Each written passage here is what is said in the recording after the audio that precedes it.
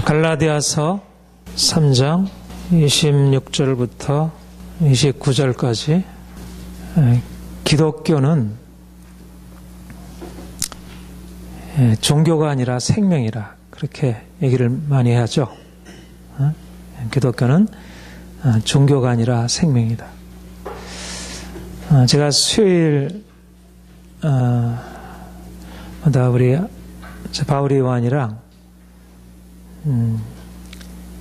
그 윤리에 대한 책을 읽고 함께 공부를 하고 있는데 거기서 동양 윤리와 이제 서양 윤리에 대한 그 내용들을 다루고 있어요. 근데 동양 윤리는 종교적인 윤리죠.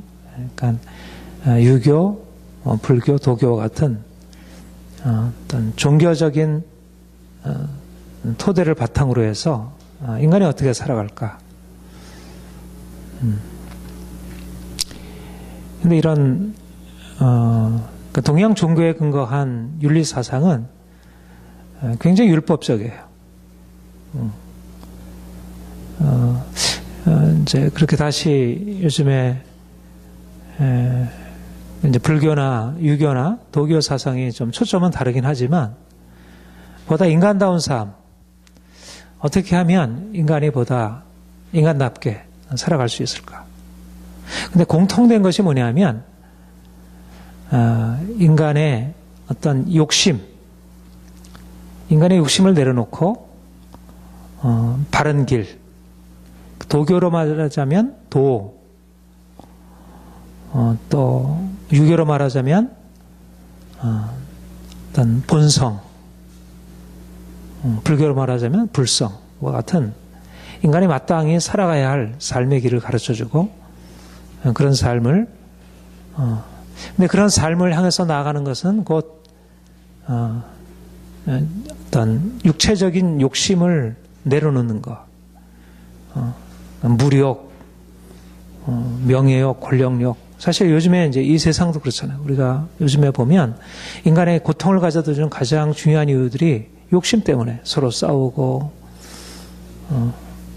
그래서 욕심을 내려놓는, 어떻게 하면 이런 잘못된 욕심들을 내려놓게 하는지. 그것이 바로, 종교적인 수양의 방법을 통해서 이제 그렇게. 그러니까 그런 것을 위해서 여러 가지 그런 지침들을 제공해 줘요. 우리가 성경으로 말하자면 이제 일종의 율법들이라 할 수 있죠. 이렇게 하면 안 된다. 이렇게 해야 된다. 이런저런 그런 명령들을 가르치고 있습니다.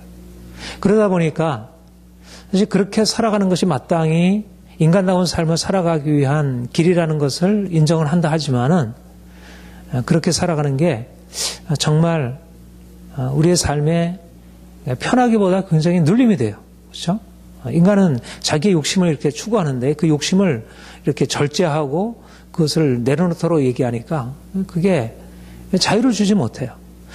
그러니까 도덕적인 삶을 통해서 인간이 자유를 얻을 수 있다고 생각하고 그렇게 가르치고 그렇게 수용하고 노력하고 또 그것을 이룬 사람들을 칭찬하지만 사실 보통 사람들은 그런 삶을 살아가기 쉽지가 않은 거예요.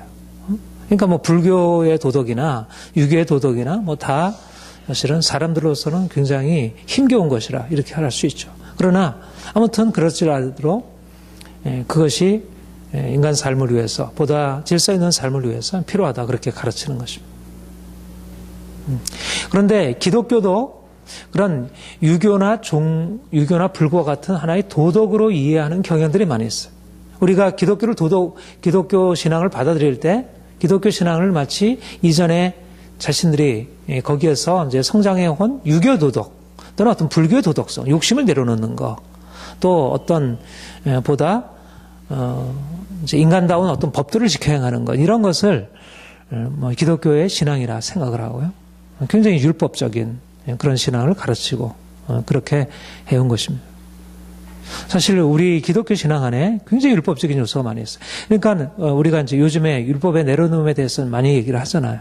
근데 그게 왜 우리 안에는 이제 이 유교적인 어떤 도덕성, 유교적인 윤리가 우리 뿌리 깊이 있는데 우리가 예수 믿고 나서 하나님 말씀대로 순종하며 살아야 한다고 할 때 그 하나님 말씀대로 순종하며 살아간다는 게 이전에 우리에게 터득된 그런 어떤 유교적인 그런 도덕성을 따라 살아가는 것으로 그렇게 쉽게 연결지어서 그렇게 생각하고 산다는 것입니다.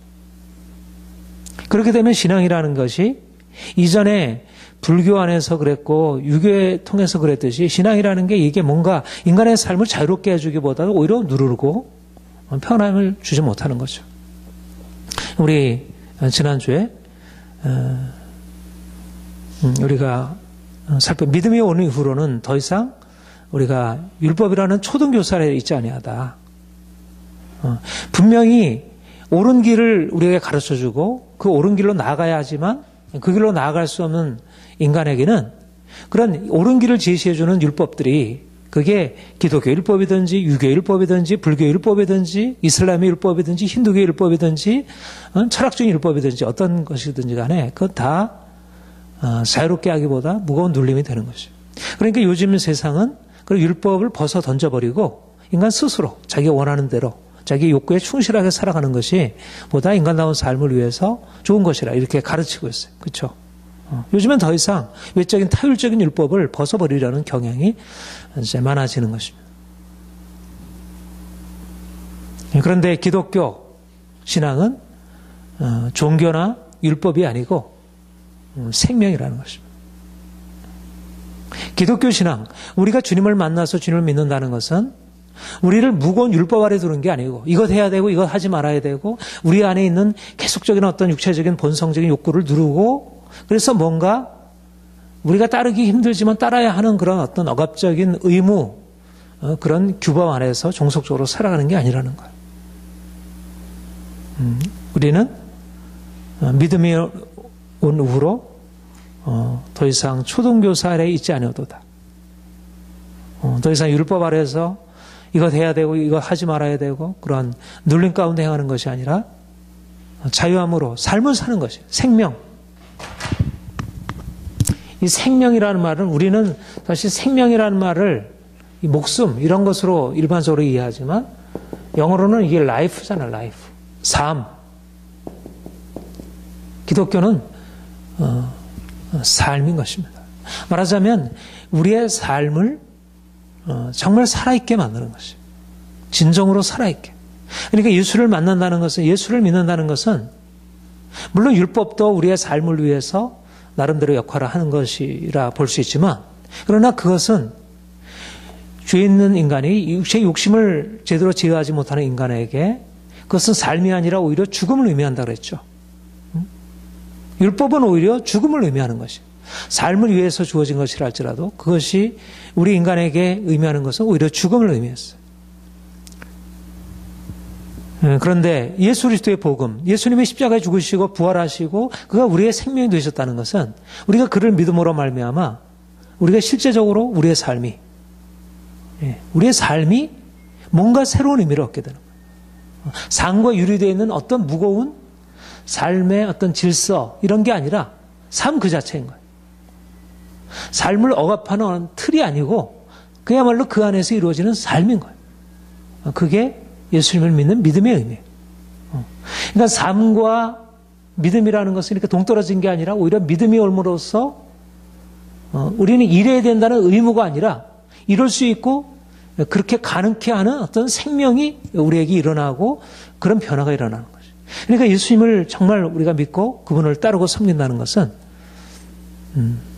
구체적으로 우리의 삶이 새로워지고 놀라운 변화로 들어가는 것입니다.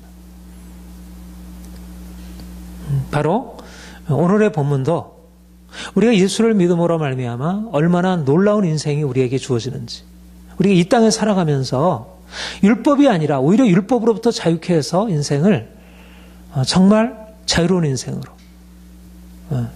요즘 우리 현대세계에 있어서 가장 강조되는 이 가치 덕목이 이 자유잖아요. 자유. 자유롭고 싶다. 그게 문제가 있더라도 좀 자유롭고 싶다는 거예요. 그렇죠?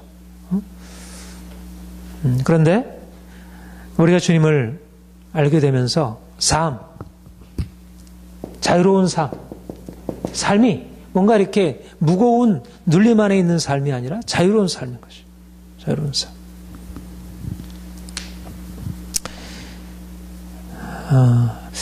저는 복음에 대해서 깨닫고 또 복음을 이제 우리 삶에 적용해서 그것을 향해서 헌신하고 살아갈수록 야, 복음이 정말 너무 놀랍구나. 그리고 이것이 추상적인 진리가 아니고 너무 구체적이고 우리의 삶에 적용되어지는 오히려 과학적인 어떤 진리들보다 너무 실질적인 진리라고 하는 사실을 거듭거듭 발견하게 됩니다. 제가 오늘 아들이랑 공부하고 토론하면서도 그런 얘기를 서로 나눴는데, 옛날에는 그런 율법이 지배하고 있다가 요즘에는 인간의 자유, 스스로 결정하고 나가는 인간의 욕구를 마음껏 이렇게 인정하고 오히려 그걸 조장하는 그런 시대가 되었잖아요. 어느 게 옳을까? 과거의 전통적인 어떤 그런 율법 아래서 사람들이 이래야 된다는 의무 아래 두는 것이 옳았을까? 그것이 인간다운 삶을 가능하게 했을까? 오늘과 같이 그런 율법은 벗어 던지고 인간 스스로 삶을 선택해서 자기가 원하는 것을 하게 하는 삶이 오히려 나은 삶일까? 어떤 게 나을까요? 어느 게 나을겠어요? 모르겠어요? 사실 우리가 과거의 삶이 굉장히 억압적인 삶이라고 생각하지만, 그리고 오늘날의 삶이 좋다고 생각하지만, 또 오늘날의 삶에서는 과거의 삶에서 우리에게 주셨던 너무나 많은 유익들을 잃어버리고 있는 거예요. 그렇죠?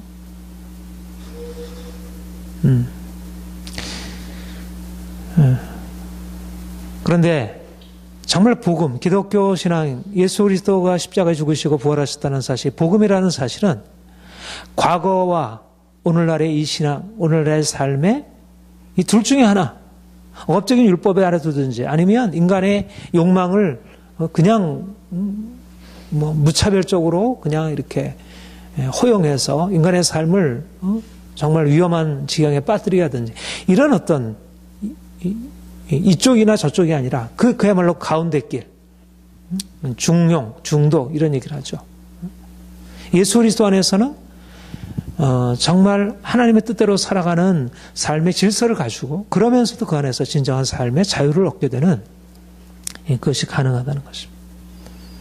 이게 복음의 능력이고, 그러니까 복음은 정말 놀라운 힘이 있어요. 오늘날의 이 시대를 향해서 복음은 정말 복음이에요. 과거에서도 복음은 억압적인 율법 아래에 있었던 그들에게 복음은 정말 자유를 주었던 것이라면, 오늘날 자유를 구가하면서 인간의 욕망을 부추기고, 그래서 인간의 삶이 점점 고통스러워지고, 아노미라 그러죠. 아노미, 무정부 상태, 무법 상태. 오늘날 이게 아노미, 이 법이 없는, 그렇게 되면 법이 없으면 인간의 삶이 자유로운 게 아니라 오히려 그로 인해서 고통스러워지는 거죠. 그런데 예수 그리스도 안에서 우리가 율법으로부터 자유하면서 진정한 삶의 질서를 오히려 찾고 자유를 얻는 것입니다. 우리가 본문 26절 같이 함께 읽겠습니다. 시작. 너희가 다 믿음으로 말미암아 그리스도 예수 안에서 하나님의 아들이 되었으니. 너희가 다 믿음으로 말미암아. 믿음이 왔다 그랬죠. 믿음이 왔다. 믿음이 계시가 되었다. 믿음이 왔다는 것은 예수 그리스도, 약속의 자손, 아브라함의 약속의 자손 예수 그리스도가 오셨고, 그가 오셔서 십자가와 부활로 구원을 이루셨고, 이제 종말론적인 구원이 이제 동터왔다는 것입니다. 그리고 이 구원이 믿음으로 말미암아 우리에게 시작이 됐다는 거예요. 이제까지 감춰있던 그 비밀, 하나님의 그 생명, 하나님의 놀라운 구원의 역사가 이미 시작되었다는 것이죠. 그런데 너희가 믿음으로 말미암아 이 믿음이 와서 우리 안에 이 믿음이 와서 우리가 이 믿음을 통하여 이제 새로운 세계 안으로 들어가는 것이에요. 믿음이 와서 믿음으로 말미암아 무엇이 되었어요? 그리스도 예수 안에서 하나님의 아들이 되었으니. 그리스도 예수 안에서 하나님의 아들이 되었으니.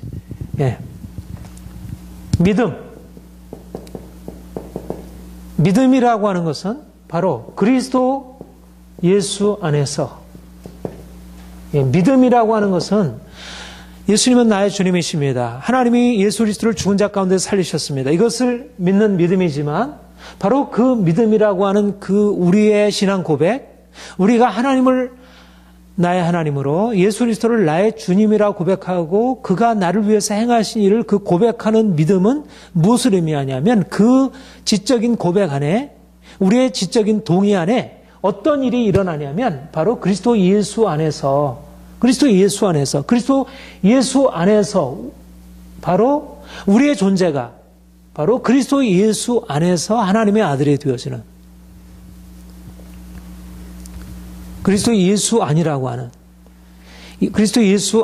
말은 무슨 말입니까? 그리스도와의 연합을 의미하는 것입니다. 연합. 믿음은 무엇을 의미하냐? 그리스도와의 연합. 그리스도와 하나 된 것입니다.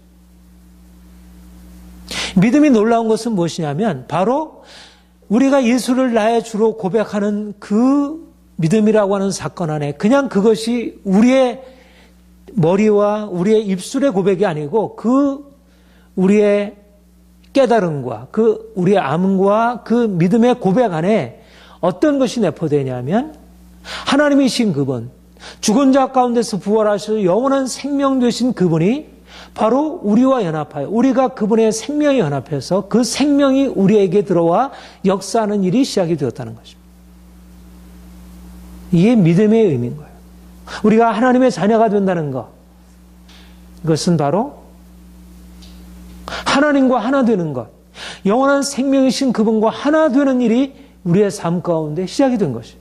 이게 기적이 아니겠어요? 네. 우리가 원래 하나님의 피조물이고 흙으로 지음받은 자들이 우리는 죽어질 존재이고 우리는 하나님과 가까이 할 수 없는 존재들이잖아요.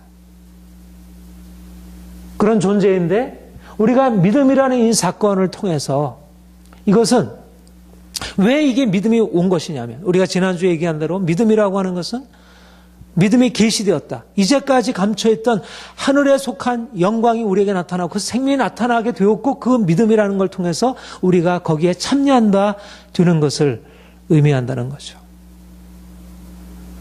내가 믿는다는 것, 다시 말하면 주님이 내 안에, 내가 주님 안에 계시는 것을 의미하는 것입니다. 포도나무 가지가 포도나무에 붙어 있다. 우리 요한복음 15장. 이것이 우리가 믿음으로 말미암아 구원받은 것의 핵심적인 진리입니다. 믿음이 왜 놀라우냐? 믿음이 왜 우리에게 정말 우리가 축하하지 않을 수 없는 그런 놀라운 사건이냐? 이것은 바로 믿음으로 말미암아 우리에게 하나님이신 그분과 우리가 하나 되는 일이 우리가 포도나무 그분께 접붙여진 바 되고 이제 우리의 삶은 전혀 새로운 영역으로 옮겨진 것입니다.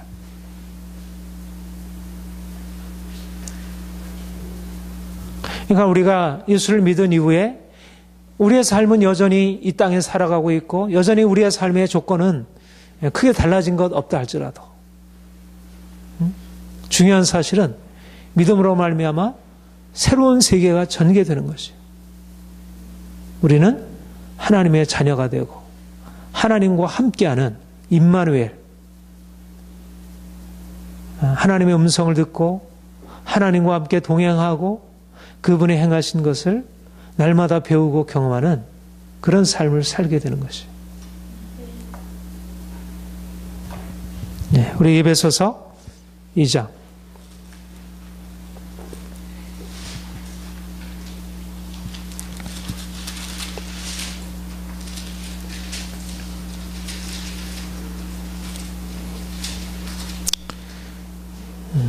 (3절) (4절) (5절) 같이 읽겠습니다. 6절까지 시작. 전에는 우리도 그가 그 가운데서 우리의 육체의 욕심을 따라 지내며 육체와 마음에 원하는 것을 하여 다른 이들과 같이 본질상 진노의 자녀였더니 긍휼의 풍성하신 하나님이 우리를 사랑하신 그 큰 사랑을 인하여 허물러 죽은 우리를 그리스도와 함께 살리셨고 너희는 은혜로 구원을 받은 것이라. 또 함께 일으키사 그리스도 예수 안에서 함께 하늘에 앉으시고. 예. 우리가 본래 죽은 자였더니 하나님이 그 큰 사랑으로 죽은 우리를 살리시고 함께 일으키사 그리스도 예수 안에서 함께 하늘에 앉히셨다. 이제는 우리가 예수 안에서 하나님과 함께 예수 그리스도의 영원한 생명과 함께 그와 연합한 인생, 예수 그리스도 안에서 사는 인생, 너희 생명이 하나님 안에 감춰 있느니라. 이제 믿음으로 말미암아 그리스도 예수 안에서 하나님의 아들이 되어 이제는 하나님과 함께하는 인생 사는 것입니다. 이게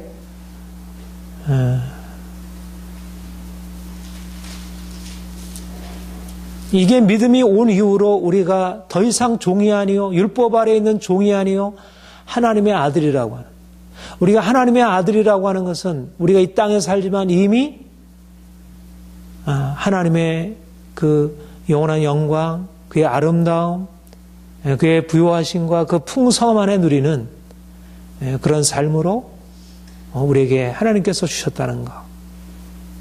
우리가 이 일을 축하하고 날마다 감사하고 우리가 보여지는 우리의 현실을 넘어서 이 믿음이 온 이후로 우리 인생 안에 전개된 이 그리스도 안에 감춰있는 이 비밀을 우리가 매일매일 맛보고 살아가는 것입니다.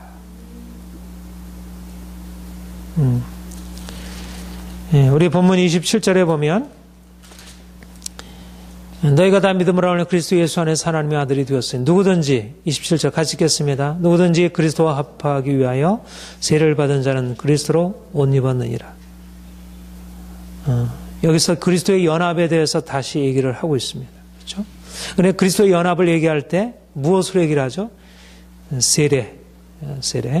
로마서 6장에서도 우리가 그리스도와 연합하여 그리스도를 세례로 그리스도와 연합하여 죄에 대하여 죽고 하나님께 대하여 다시 삶에 대해서 얘기를 하고 있습니다.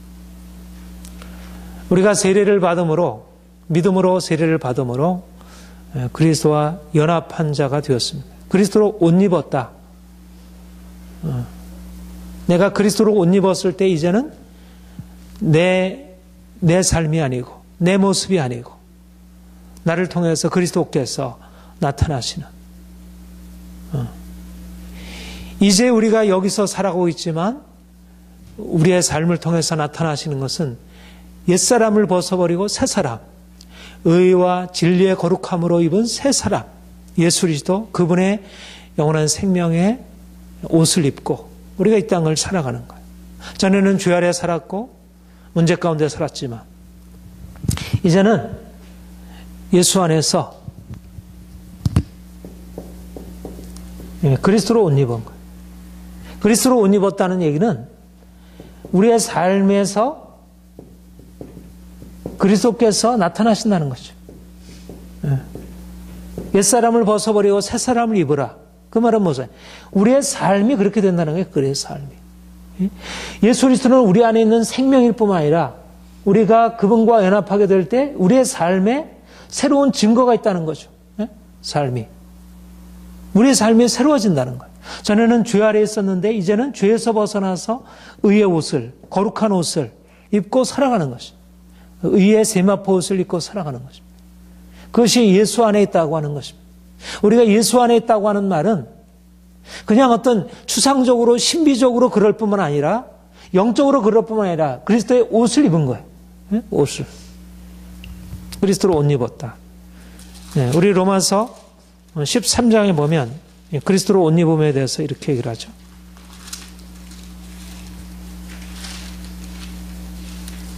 로마서 13장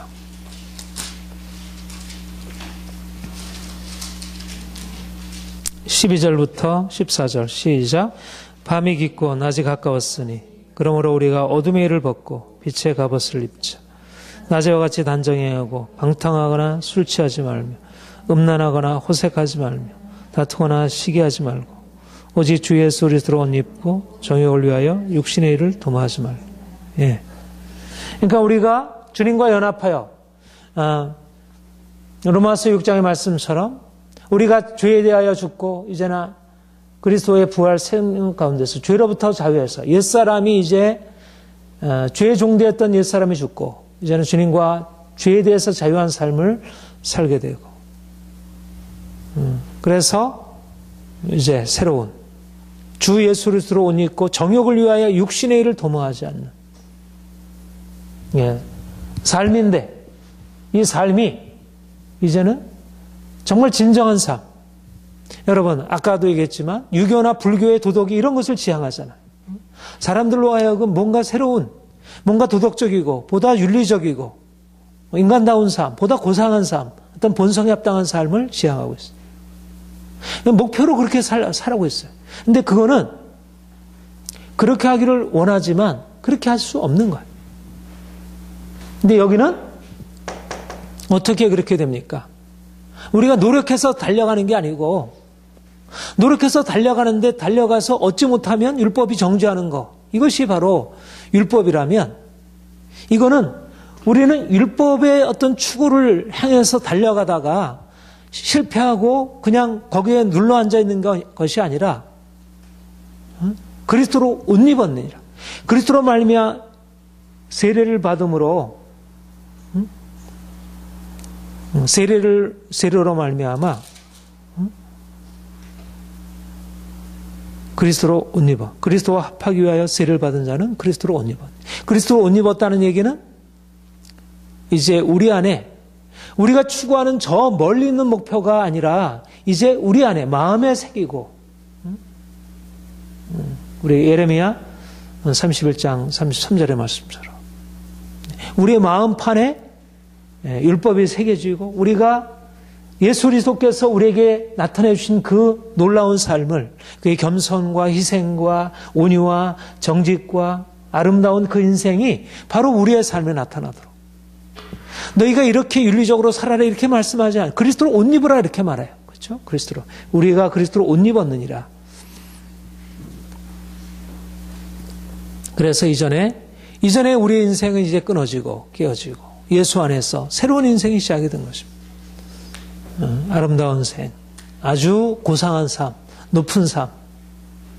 이거 우리가 본래는 죄의 종 아래 있었는데 이제 예수 안에 연합해서 율법적인 추구를 통해서 이루어지는 삶이 아니고, 우리가 믿음으로 말미암아 그의 성령으로 말미암아 우리 안에 있는 죄의 세력이 깨어지고 우리가 그리스도의 능력으로 변화된 삶을 살아갈 수 있도록 하나님이 하시는 것입니다. 만약 우리가 그것을 추구하려면 그것을 추구하는 삶 그 자체는 고상할지 모르지만 너무나 힘겨운 삶이죠. 그러나 이것은 우리 편에서의 추구가 아니고 주께서 허락하신 은혜인 것이 전혀 다른 삶을 살아갈 수 있게 되는 것입니다. 이것이 믿음이 온 이후로, 믿음으로 말미암아 우리에게 주어지는 하나님의 축복이라 할 것입니다. 그런데 사실은 26절, 27절도 중요하지만 사실은 아주 중요한 말씀이 바로 28절의 말씀입니다. 이 28절의 말씀은 갈라디아 전체의 주제와도 굉장히 어울리는 주제이고, 그리고 이 선언이야말로 서구 역사에 놀라운 족적을 남긴 말씀이라 할 수가 있습니다. 오늘날 민주주의의 기초가 될 수 있는 말씀이라 이렇게 생각할 수 있습니다. 28절 우리 같이 읽겠습니다. 시작. 너희는 유대인이나 헬라인이나 자유인이나 남자나 여자나 다 그리스도 예수 안에서 하나이니라. 네. 너희는 유대인이나 헬라인이나, 세 가지 짝이 나오죠. 하나는 유대인이나 헬라인이나 종이나 자유자나 남자나 여자나 그리스도 예수 안에서 하나이니라. 네. 무슨 의미일까요? 유대인이나 헬라인이나 종이나 자유인이나 남자나 여자나 그리스도 예수 안에서 하나라. 무슨 말일까요?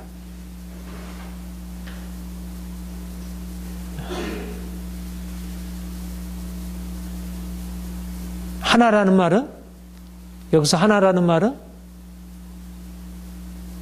차별이 없다. 큰 차이가 없다.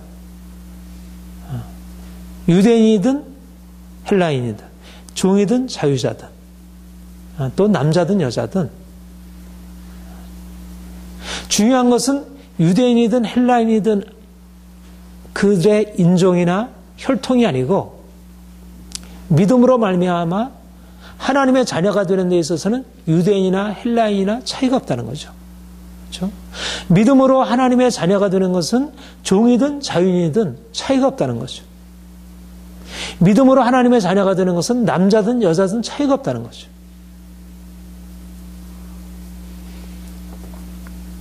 하나님의 자녀가 되는 것은 믿음으로 말미암아 되는 것이지 혈통적으로 유대인이든지 헬라인이든지 남자든지 여자든지 우월하지 못하다. 누구도 우월하거나 열등하지 않다는 거예요. 남자로 해서 더 우월하고 또 자유자라고 해서 더 우월한 것이 아니고 유대인이라고 해서 더 우월한 것이 아니라 모든 사람들이 그리스도 예수 안에서 다 동일한 조건을 가지고 나아간다는 거예요. 중요한 것은 뭐냐면 그것은 중요하지 않고 오직 믿음으로 말미암아 나아가게 된다는 것입니다. 이것이 바로 갈라디아서의 핵심적인 주제의 어떤 새로운 진술이라 할 수 있어요. 갈라디아서가 말하고 있는 핵심적인 메시지가 뭐죠? 율법의 행위가 아니라 믿음으로 말미암아 의롭다함을 얻는다는 거죠. 그 말은 무슨 말입니까? 우리에게 중요한 것은 의롭다함을 얻는 데 있어서 중요한 것은 우리의 믿음이지 믿음으로 의롭다함을 얻는 것이지 율법의 행위는 중요하지 않다는 거죠. 율법의 행위를 행한 사람이나 그렇지 않은 사람이나 차이가 없다는 거죠. 말하자면 율법을 지켜 행하는 유대인이나 율법을 지키지 않은 이방인이나 그들이 하나님 앞에 의롭다함을 얻는 것은 믿음으로 되는 일이지 그들의 율법을 지켜 행했느냐 그들이 혈통적으로 유대인이냐 그렇지 않느냐는 것은 전혀 상관이 없다는 얘기죠. 이것이 바로 갈라디아서의 주제잖아요. 당시 유대주의자들은 우리가 믿음으로 말미암아 의롭다함을 얻었지만 이제까지 유대인들이 지켜왔던 그 율법을 이방인들도 지켜야 한다는. 그러니까는 하나님 앞에 의롭다함을 얻는 데 있어서 누가 더 우월한 특권을 가지고 있다는 거예요. 유대인들이 더 우월한 특권을 가지고 있다는 얘기죠. 이방인들은 어떻게 돼야 합니까? 유대인처럼 돼야 돼요. 그러니까 차별이 있는 거예요. 하나님의 백성이 되는 데서 차별이 있는 거예요. 그런데 예수 그리스도 안에서 이제 예수 그리스도 안에서 주어진 새로운 사실이 뭐냐면 이제 예수 그리스도 안에서 하나님 앞에 서는 것은 오직 믿음이지 인간의 육체적인 조건의 어떠한 차이도 하나님 앞에 서는 데 있어서 아무런 차별을 가져다 주지 않는다는 것. 이것이 바로 사도 바울이 갈라디아에서 얘기하는 핵심적인 주제이고 그것이 놀라운 복음의 사실입니다. 유대인이나 헬라인이나 그것은 중요하지 않다. 그 모든 것은 어떠한 차이도 가져다 주지 못한다. 중요한 것은 예수를 믿는 믿음으로 하나님 앞에 선다는 것.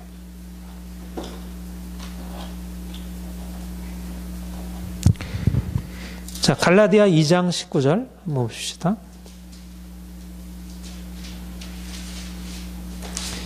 네, 18, 19, 20절 같이 읽겠습니다. 시작. 만일 내가 얻었던 것을 다시 세우면 내가 나를 범법한 자로 만드는 것이라. 내가 율법으로 말미암아 율법에 대하여 죽었나니 이는 하나님에 대하여 살려 함이라. 내가 그리스도와 함께 십자가에 못 박혔나니 그런즉 이제는 내가 사는 것이 아니요 오직 내 안에 그리스도께서 사시는 것이라. 이제 내가 육체 가운데 사는 것은 나를 사랑하사 나를 위하여 자기 자신을 버리신 하나님의 아들을 믿는 믿음 안에서 사는 것이라. 우리 전에 요 구절 강의할 때 이 19절이 중요하다고 그랬어요. 내가 율법으로 말미암아 율법에 대하여 죽었나니 이 말이 무슨 말이냐고 하냐면 우리가 이제 그리스도와 연합한 자가 되었어요.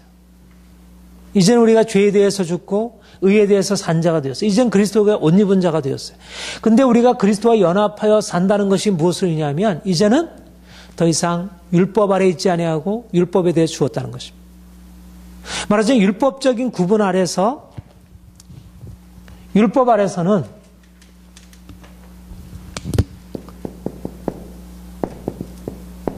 유대인과 이방인, 할례자와 무할례자, 동일하지가 않아요. 율법이라고 하는 것은 이러한 차별. 이들은 언약 백성이고 이들은 언약 바깥에 있는 자들이에요. 율법이라고 하는 것이 있을 때 결국 이러한 차이를 가져다 주겠어요. 근데 이제 율법에 대해서 죽었어요. 그리스도가 오심으로 말미암아 이제 율법에 대해 죽고 더 이상 율법이 가져온 이 차이가 이제는 폐해지게 된 것입니다. 더 이상 율법으로 말미암는 그 차이가 더 이상 존재하지 않게 된 것. 그것은 더 이상 중요하지 않게 된 것입니다. 유대인이든 이방인이든 할례자든 무할례자이든 동일한 하나님, 믿음으로 말미암아 내가 아무리 율법을 알지 못하고 율법을 지키지 않았다고 할지라도 내가 예수 그리스도를 나의 주로 나의 하나님으로 고백하면 그 사람 안에 하나님이 계시고 그 사람 안에 성령께서 오셔서 그 가운데 예수 그리스도의 생명의 역사에서 이제까지 율법을 지킴으로 그 인생이 다른 사람보다 더 낫다고 생각하는 사람이 경험하지 못한 그 생명을 경험하고 살아갈 수 있게 된다는 거예요. 그러니까 전에는 특권을 가지고 있던 유대인들이 이제는 예수 그리스도께서 오셔서 이제 새로운 율법이 알지 못하는 그 하나님의 의, 하나님의 생명, 예수 그리스도 안에서 나타나는 그 하나님의 생명이 계시된 이후에 이제는 오히려 특권을 가지고 있다고 생각했던 유대인들은 특권이 없는 자가 되었고 이제까지 특권이 없던 자로 생각되었던 이방인들은 오히려 예수 그리스도 안에서 나타난 그 특권에 참여한 자가 되었어요. 이방인들이 오히려 물론 유대인들도 믿음으로 말미암아 주님을 만나면 되죠. 예수로 말미암아 이제 이전에 그렇게 중요하게 여겨졌던 이 구분들이, 이 육체의 구분들이 육체를 따라서 유대인이요 이방인이요 할례자요 무할례자요 자유자요 종이요 자유자요 남자요 여자요라고 하는 이 구분들이 이제는 이 육체를 따른 구분들이 이제 더 이상 중요하지 않게 되었다는 거예요. 중요한 것은 무엇이냐면 믿음으로 말미암아 하나님의 아들이 된다는 것이 육체를 따라서 그 사람이 자유자냐 종이냐 남자냐 여자냐 그 사람이 부자냐 가난한 자냐 그 사람이 세상에서 힘이 있느냐 없느냐라고 하는 것은 더 이상 중요하지 않게 된 것입니다. 예수 그리스도가 오신 이후에 이제는 육체를 따른 이런 구분들 여전히 율법 아래 있는 자들에게 여전히 굉장히 중요했던 이 구분이 예수 그리스도로 오심으로 말미암아 더 이상 중요한 것이 아니게 된 것입니다. 중요한 것은 이것이 아니고 이 세상에서 이런 면에서 이쪽에 있는 사람들은 뭔가 주류죠. 주류. 이 사람들은 비주류이고 이 사람들은 강자이고 이 사람들이 약자이고 오늘날도 그렇잖아요. 이 세상 질서에서 보면 공부를 많이 한 사람, 강남 있는 사람, 권력자들 이 사람들은 다 주류이고 그런 나머지는 비주류이잖아요. 사람들은 이리로 올라가려고 애를 쓰잖아요. 어떻게든지. 그런데 예수께서 오신 이후에 이런 구분이 더 이상 중요하지 않게 되었다는 거예요. 내 스스로 나는 약자이고 나는 보잘것없는 자이고 그렇게 할 필요가 없게 됐다. 여러분 지금도 사실은 지금은 이제 이런 말씀에 근거해서 남녀 평등의 새로운 어떤 문화와 질서가 주어져 있죠. 그래도 여성들이 많은 차별을 받잖아요. 우리나라도 어때요? 유교적인 질서에서 남자 여자가 차별이 없습니까? 유교는 남자 여자가 엄청난 차이 가운데 있었잖아요. 그렇죠? 우리나라만이 아니죠. 이제까지 질서가 다 그래왔던 거예요.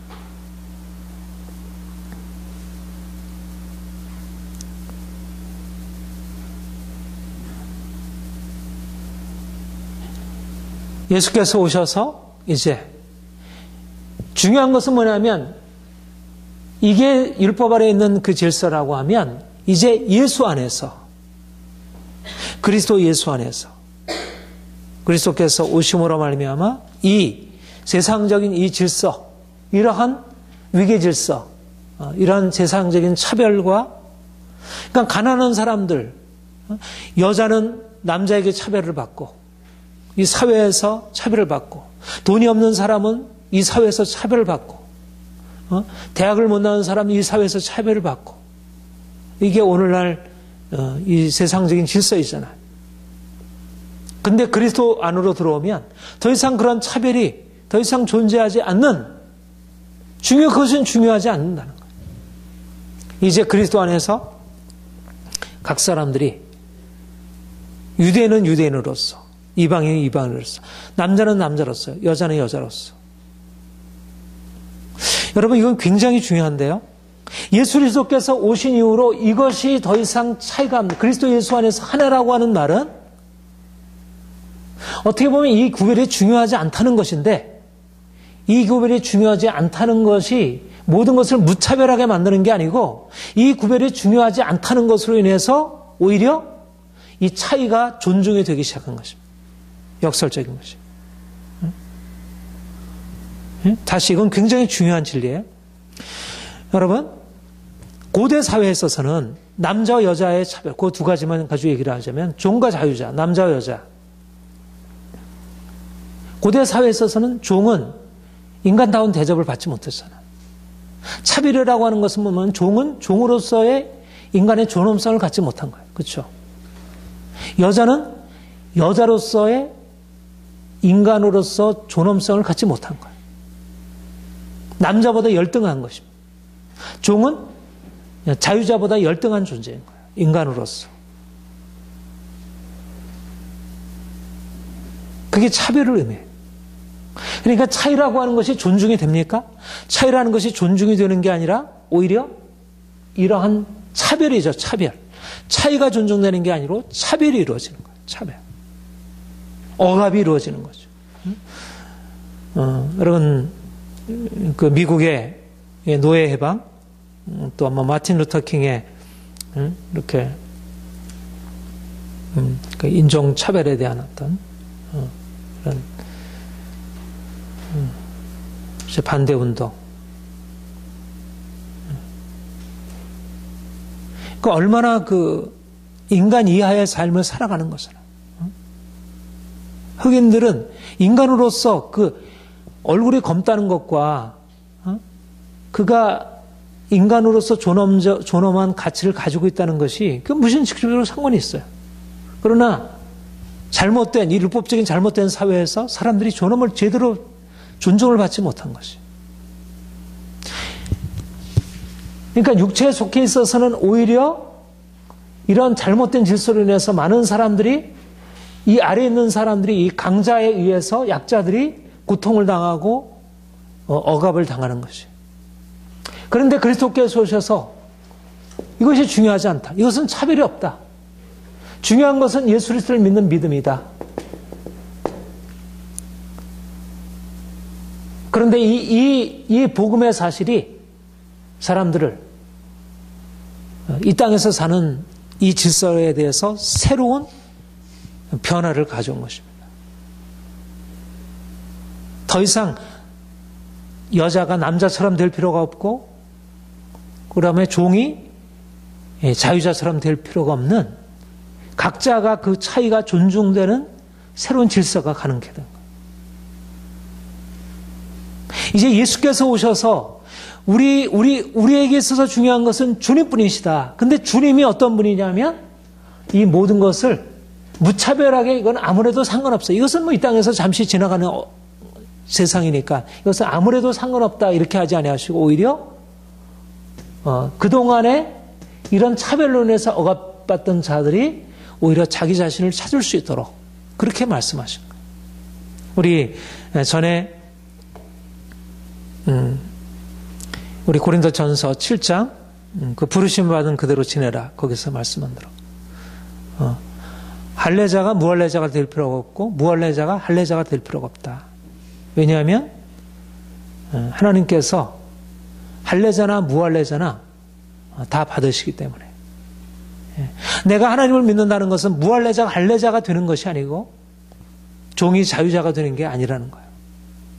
하나님이 종을 종 그대로 받으시고 무할례자를 무할례자로 그대로 받으셔서 그들의 하나님을 향한 그 사랑과 하나님 안에서 얻게 되는 그 은혜들을 그 안에서 존중하신다는 거예요. 더 이상 자신의 것을 부정할 필요가 없다는 거예요. 나는 나대로 존중을 받는다는 거예요. 어린아이는 어린아이대로, 여자는 여자대로, 가난한 사람은 가난한 자대로, 사회적인 그러한 세상적인 질서에서 그렇게 중요하다고 여겨지는, 내가 돈을 갖지 못하기 때문에 내가 그렇게 스스로를 보잘것없게 여길 필요가 없고, 내가 다른 사람보다 가진 것이 없다고 해서 그것이 내게 그렇게 불리하게 작용하지 않는다는 거예요. 중요한 것은 예수 안에서 우리를 모두 하나로 만드셨다는 것. 여러분 이것이 놀라운 해방인 것입니다. 그러니까 여러분 처음에 그런 얘기를 했죠. 우리 기독교는 생명이라고요. 삶이라고. 근데 우리가 예수 그리스도 안에서 삶을 얻는다는 것은 예수 안에서 우리의 고상한 삶을 얻는 것만이 아니고 우리가 이제까지 얻지 못했던 그 고상한 율법이 추구하는 그 이상적인 삶만을 경험하는 게 아니고 그러면 더 놀라운 거죠. 그렇죠? 우리가 보다 사랑하게 되고 보다 겸손하게 되고 고상한 도덕을 우리가 갖게 돼요.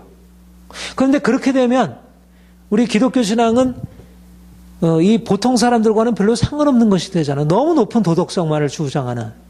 근데 그게 아니고 오히려 그 높은 도덕성을 가지고 있는 그 기독교 신앙이 우리의 삶의 건 실질적인 문제잖아요. 그렇죠? 이런 차별은 현실적인 문제예요. 어느 사회에나. 우리 동양 사회에서나 서양 사회나 이건 아주 지극히 현실적인 문제잖아요. 지금도.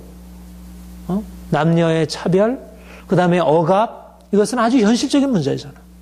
그런데 이 현실적으로 억압당하던 자들이 이제 그리스도의 공동체 안에 들어오면 하나님의 사랑 안에서 그 억압이 사라진다는 거예요. 그러니까 여러분 마틴 루터 킹이 그렇게 흑인 해방 운동을 할 수 있었던 이유가 뭡니까? 그게 어떻게 가능하게 되었어요? 그들 안에 바로 예수 그리스도 안에서 흑인이나 백인이나 차별이 없다고 하는 사실을 그들이 믿는 거예요. 그들이. 그러니까 그들이 그 신앙을 가지고 그 억압을 대항할 수 있었던 거예요. 그렇지 않으면 성공할 수 없었을 것입니다. 그리고 그 억압에 대항해서 싸웠을 때 그 억압에 대항해서 싸우는 백인들이 그것을 받아주어야 되잖아요. 그걸 받아줄 수 있었던 것입니다. 백인들이. 왜냐하면 그들에게는 이 복음의 사실들이 그들이 그것을 온전히 믿지 못했지만 이 복음을 알고 있었고 그것이 바로 그들에게 유익하다는 것을 믿는 사람들이 알고 있었거든요. 그러니까 오늘날 이 사회의 진정한 민주주의 기초가 바로 여기에 놓인 거예요.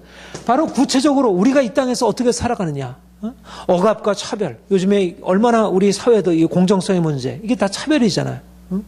권력을 가진 자들은 뭐 특혜를 누리고 권력이 없는 사람들은 거기에 대해서 불리하게 살아가고. 이거는 굉장히 그 부당하게 여겨지는. 그런데 부당하게 여겨지는데도 이 사실들을 바꿀 수가 없는 거예요. 그렇죠? 상황들을. 근데 복음은 여기에 놀라운 변화를 가져다 준 것입니다. 예수를 믿음으로 말미암아 믿는 자들 안에 이러한 변화가 이게 중요하지 않구나. 그러니까 중요하지 않다고 하는 사실을 통해서 그냥 중요하지 않게 되는 게 아니라 이제까지 사람들을 내가 누르고 무시하고 억압하고 하던 것에서 벗어나서 사람들을 존중하게 되는 거예요. 그동안은 사람들이 내가 당연하게 이런 대접을 받아야지. 그렇게 하던 것에서 이제까지 존중받지 못한 사람들을 존중할 수 있는 사람들로 그대로 지나게 하는 것입니다. 자기 자신이 되도록 하는 거예요. 그러니까 그리스도께서 오셔서 각 사람들을 각 사람 되게 하는 거예요. 유대인은 유대인으로, 이방인이 이방인으로 차별이 없게 만들고 각 사람들이 자기의 고유한 것을 지키도록 한 것입니다.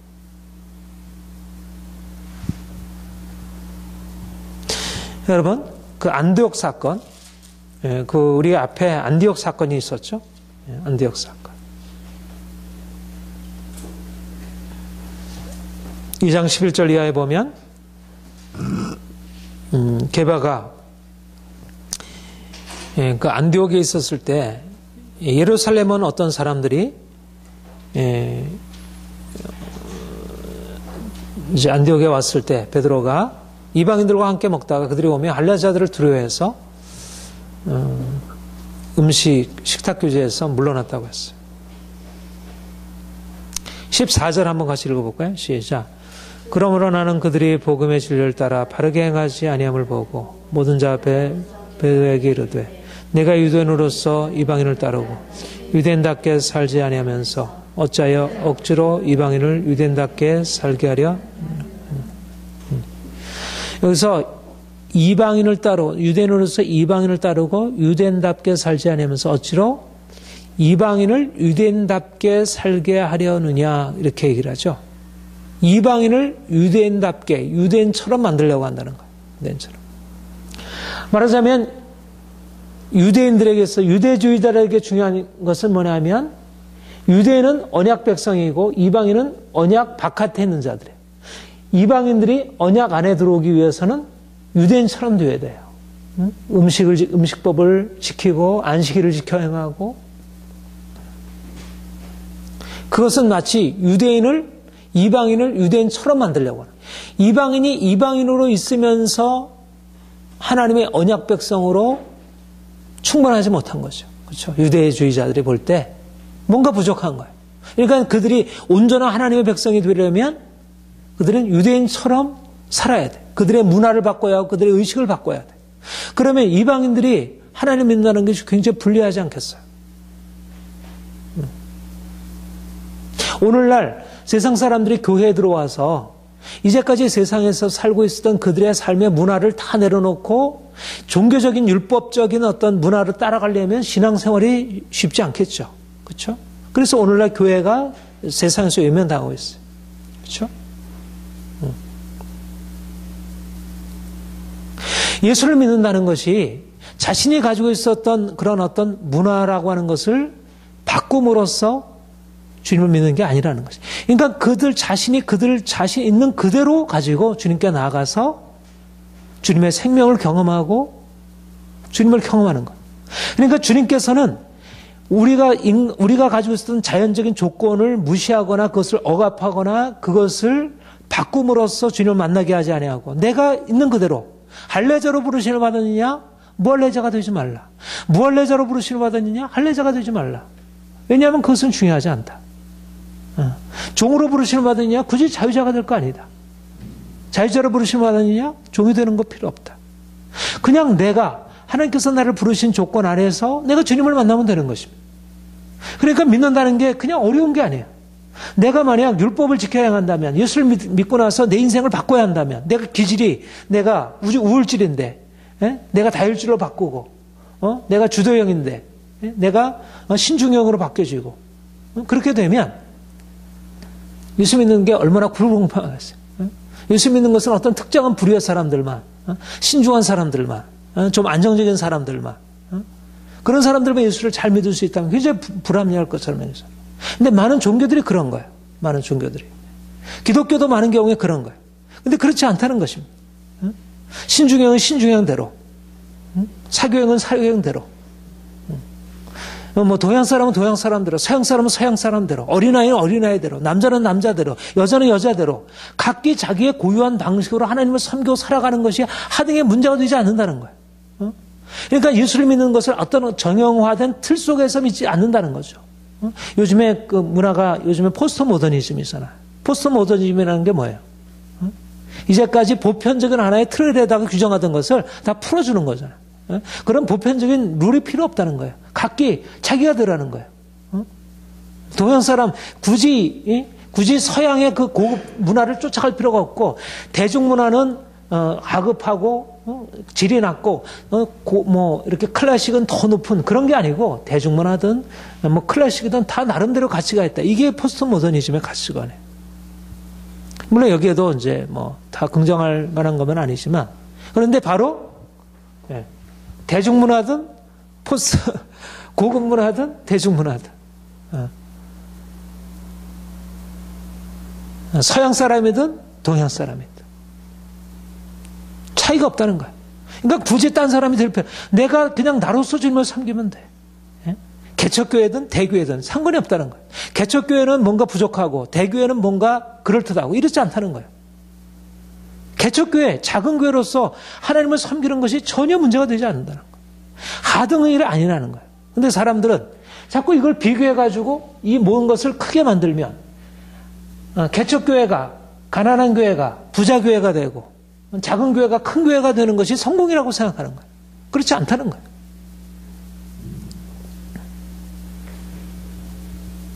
그러니까 이 말씀이 자유죠, 자유.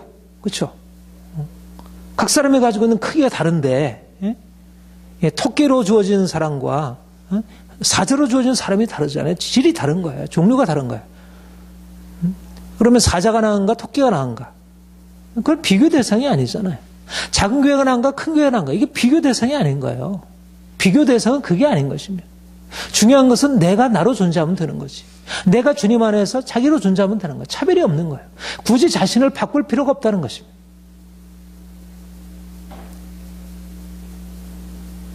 그러니까 요즘에 경쟁 사회에서 얼마나 많은 사람이 고통을 당하고 있어요. 공부를 못하는 사람은 마치 공부 잘하는 사람에 비해서 열등한 존재라고 생각하는 거예요. 그렇지 않은데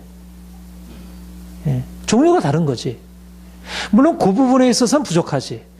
예를 들면 사교형과 신중형 사이에 사교형이 잘하는 게 있고 신중형이 잘하는 게 따로 있잖아요. 그러면 사교형이 우월한가 신중형이 우월한가? 그걸 비교할 수 있는 게 아니잖아요. 사교형은 사교형으로서의 각기 고유한 게 잘하는 것이 있고 약점이 있고 신중형은 신중형으로서 잘하는 게 있고 약점이 있고 다 그런 거잖아요.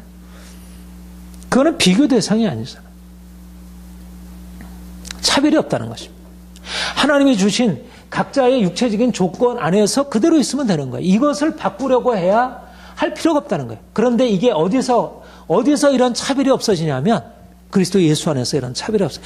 사회에서는 이런 차별이 물론 오늘날 사회는 이런 차별을 존중하는 쪽으로 바뀌어지고 있죠. 그러나 여전히 아무리 이것을 바꾸려고 해도 그런 차별을 근본적으로 바꿀 수가 없는 것입니다. 네, 그리스도 예수 안에서. 그리스도 예수 안에서. 그러니까 교회는 그래서 교회가 이 사회에 하나의 리더 역할을 할 수 있는 것입니다. 오늘 이 시대가 나가는 방향성에서 아주 중요한 그러니까 세상적인 흐름을 이끌어갈 수 있는 거죠. 굳이 세상적인 이 질서 안에서 자기를 여기에 맞춰가려고 이렇게 애쓸 필요가 없는 거예요. 우리는 그리스도 안에서 각자 자기가 되는 게 얼마나 좋은지. 우리 요즘에 아이들과도 이제 그런 대화를 이제 진로에 대해서 어디로 가야 할까? 어떻게 대학을 어디로 가야 하며 대학을 들어가야 되나 말아야 되나? 이러저런 얘기를 하면서 중요한 것은 대학을 들어가든 들어가지 않든 그게 중요한 게 아닌 거예요. 그게 중요한 게 아니에요. 차이가 없는 것입니다. 대학 안 나온 것과 대학 나온 것에 차이가 없는 거예요. 사실상 근본적으로.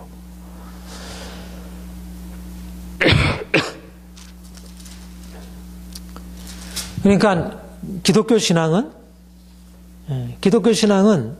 그런 의미에서 우리의 삶에 그야말로 우리의 삶을 위한 것이에요. 우리의 삶이 이제까지 너무 율법 아래에서 억압되어 있어요. 율법 아래에서 어떤 사람은 행복하고 이쪽 사람은 다 불행한 거예요. 이쪽 사람은 모든 게 다 혜택을 누리고 있고 이쪽 사람은 다 불행한 것입니다. 그런데 예수 안에 들어가게 되니까 이 율법이 깨어지면서 더 이상 율법적으로 규정당하던 그 질서가 무너지면서 인생이 자유로워지게 되는 거예요. 인생이.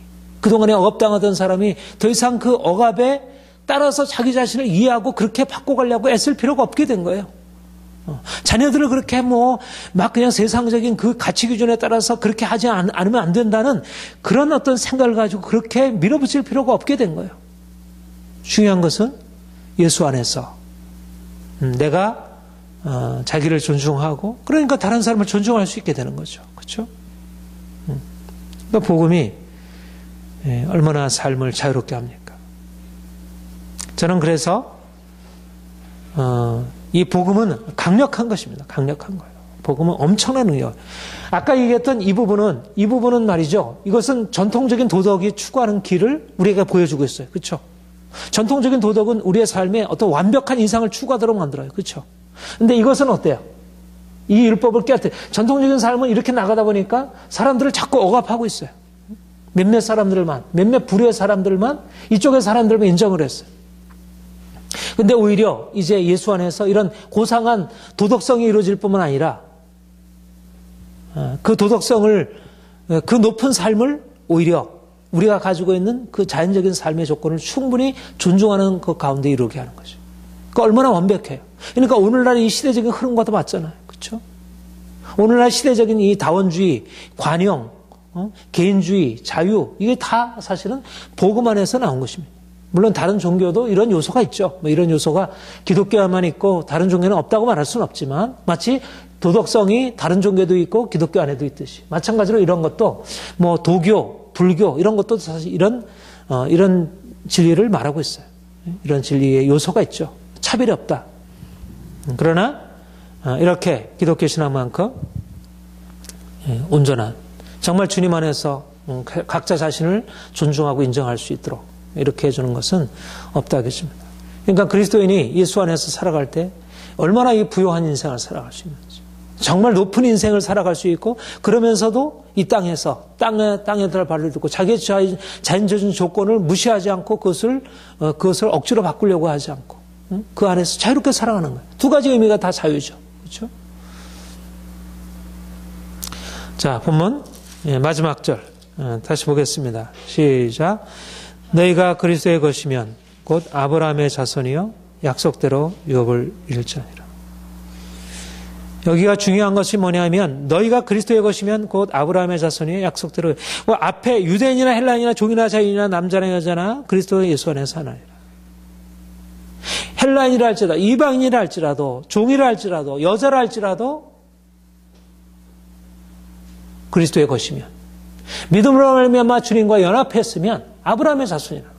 중요한 조건은 유대인이 아니고 할례자가 아니고 자유자가 아니고 그리스도의 것이면, 예수 안에 서 있으면, 종이라도 그리스도에 속한 자유자요, 가난한 자 할지라도 그리스도에 속한 부자요, 낮고 비천한 자라 할지라도 그리스도 안에 있으면 권력자가 되는 것이죠. 새로운 질서가 시작이 된 거예요. 중요한 것은 이 육체 질서가 너무 무너지고 이제는 새로운 질서, 예수 그리스도 안에서. 그동안은 종으로서 내가 종으로서 살아가고 있으니까 사회에서 내 존재 가치를 인정받지 못해왔어. 내 자존감이 다 무너져 왔어. 근데 내가 예수를 만나고 나니까 내가 예수 그리스도 안에서 얼마나 가치 있는 존재인지를 살아보게 돼. 사람들 앞에 나 자신을 내세우게 되고, 그리고 내가 이제 예수를 그 전에는 내가 부자이고 내가 권력을 가지고 있고 내가 이러저런 가지고 있으니까 그걸 가지고 밑에 있는 사람을 이렇게 함부로 대하고 했어요. 근데 내가 주님을 만나고 나니까 내가 가지고 있는 그런 부요함과 내가 가지고 있는 이런 것이 아무것도 아니야. 이게 중요하지 않고 정말 가난하고 보잘것없는 사람이 그 안에 존귀하게 보여지는 것이. 세상을 바라보는 관점이 달라지는 거예요. 그렇게 함으로써 이 세상 질서가 그냥 무너지는 게 아니고 그동안에 유혹되어 있고 억압되어 있고 그냥 막 깨뜨려져 있던 세상 질서가 회복이 되는 거예요. 원래 하나님께 주신 고유함들이 살아나기 시작하는 거예요. 그렇잖아요? 각자가 자기의 존엄성을 발견하게 되고 또 다른 사람들을 상대방을 존중하게 되고 종을 존중하게 되고 여자들을 존중하게 되고 어린아이를 존중하게 되고, 그러니까 이 사회가 약자를 존중하는 사회가 되죠. 그렇죠? 기본적으로 사실 오늘날 복지국가를 말하고 있지만, 공정사회를 말하고 있지만, 기본적으로 이 의식이 바뀌지 않은 상황에서 어떻게 공정사회가 이루어졌어요? 차별이라고 하는 의식 속에 차별이 존재하는데 나는 가난한 자에 대해서 부끄러워하는데 가난한 자들을 어떻게 차별하지 않을 수가 있겠어요? 그렇죠? 의식은 벌써 그건 물질적으로 그 사람들에게 조금 더 준다고 해서 그 차별이 안 이루어지는 건가? 그건 차별인 것입니다, 이미. 그렇죠? 차별이라고 하는 것은 종이라도 가난한 자라 할지라도 가난이 별로 문제가 되지 않는다는 게 차별이 아닌 것이. 근데 지금은 부한 자가 되어야 한다는 기본적인 공리가 있는 데다가 가난한 자를 부한 자의 수준으로 끌어올리니까 이거는 차별인 것이에요. 이건 평등이 아니고 차별인 거예요.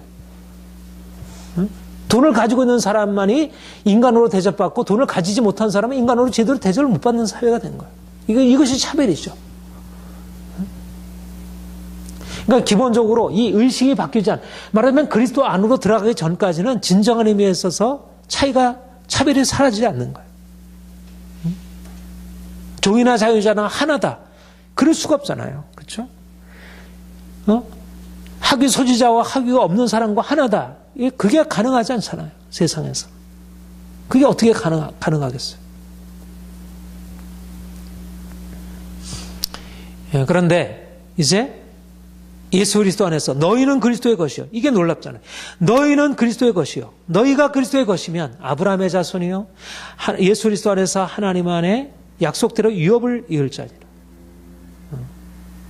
이방인이라도 믿음으로 말미암아 아브라함의 자손이 되는 것입니다. 아브라함의 자손이 유대인만이 아브라함의 자손이 되는 거잖아요. 그렇죠? 근데 이방인이라도 아브라함의 자손이 되는 거예요. 이방인이 아브라함의 복에 참여하는 거예요. 가난한 자가 부유한 자가 되는 것입니다. 병든 자가 건강한 자가 누리는 그 부유함에 참여하게 되는 거예요. 예수 안에서. 이제까지 자신의 삶의 한계에 묶여있던 그동안은 바깥에 있는 자, 소외된 자, 주리에서 밀려난 자, 마주나리 인생이었는데 이제 예수 안에 들어와서 보니까 이제 주류의 인생이 되는 것이에요. 주류의 인생. 인생이 바뀌어지는 거예요. 그리스도의 것이요. 그리스도의 것이면 하나님의 것이요. 만물이 하나님께 속해 있잖아. 우리 고린도전서 3장에 보면 너희가 우리 고린도전서 1장 봅시다.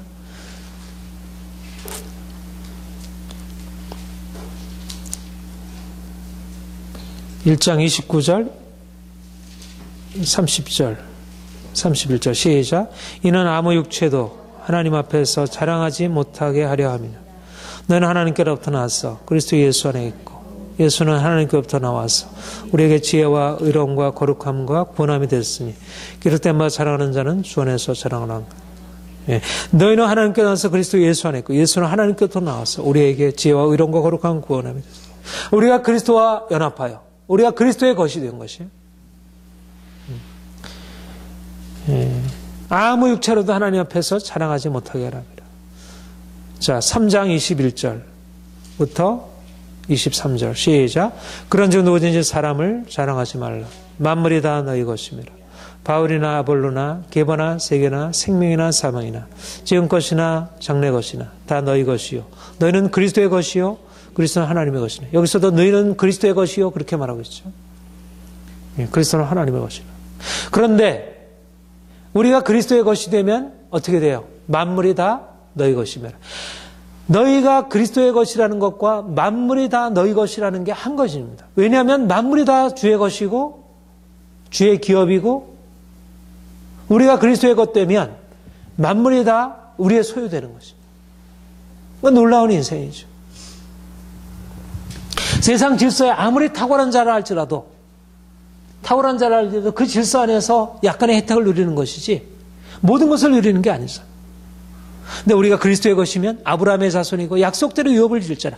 하나님이 예비해 놓으신 그 엄청난 하늘과 땅의 모든 축복을 그에게 소유하게 하신다는 거예요. 우리가 가지고 있는 인간적인 연약함과 육체적인 조건은 우리가 이것을 그냥 붙들고 이것을 가지고 있어도 이것 안에서 우리가 충분한 자유를 누리고 있고 이것을 넘어서서 우리가 가지고 있는 자연적인 조건 안에서 우리가 축복을 누리는 게 아니고 내가 그냥 가난한 자로서 있다는 것은 그냥 거기에 머물러 있는 게 아니고 그것을 넘어서서 만물이 다 너희 것이요.